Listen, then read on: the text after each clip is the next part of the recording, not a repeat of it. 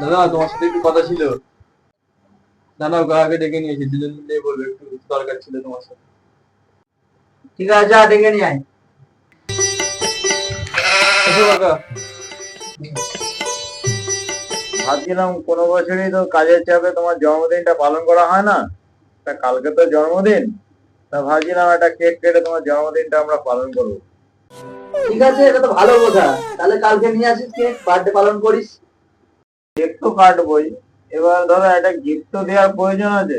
এবার তাহলে বলো, তাহলে কি একটা গিফট দিলে তোমার পছন্দ হয়? কি গিফট দিবি আমি বলে দিবো, তোরা একটা দেখে গিফট দিস।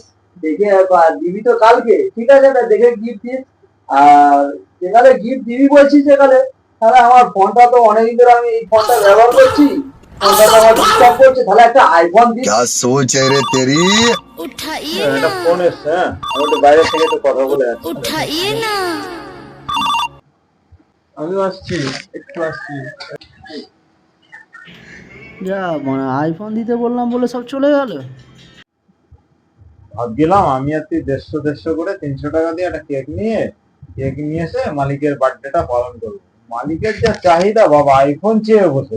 মালিককে খেতে দিলে মালিক আবার শুতে চায়। হ্যাঁ, বড় লোকেদের এই হচ্ছে জ্বালা। দরকার নেই বাবা, আমরা ভোরবেলা বাড়ি চলে যাবো। তাহলে সকাল সকাল আমিও বেরিয়ে পড়বো। হ্যাঁ, তাহলে ওটাই ভালো। তাই ভালো। আমার হবে না বুঝলে তো, কালকে বাড়িতে একটু দরকার আছে, আমার থাকতে হবে বাড়ি।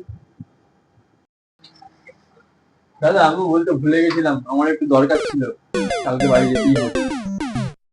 কি রে ভাই, তোদের যে আইফোন দিতে বললাম বলে কি তোরা কি সব বাড়ি চলে যাচ্ছিস? কাকা বলছে বাড়ি চলে যাবো, দরকার আছে, তুই বলছিস আমারও দরকার আছে, বাড়ি যাবো।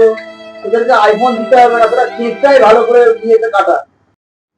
ভালো যুগ নেই, ভেবেছিলাম 150 করে 300 টাকা একটা কেক নিয়ে এসে বার্থডেটা পালন করব। আপনি আইফোন চেয়ে বসছেন। আপনি ওই ছোট ফোন নিয়েই থাকেন, আইফোন আপনার আর ব্যবহার করতে হবে। তোমার ওই ছোট ফোনই ভালো।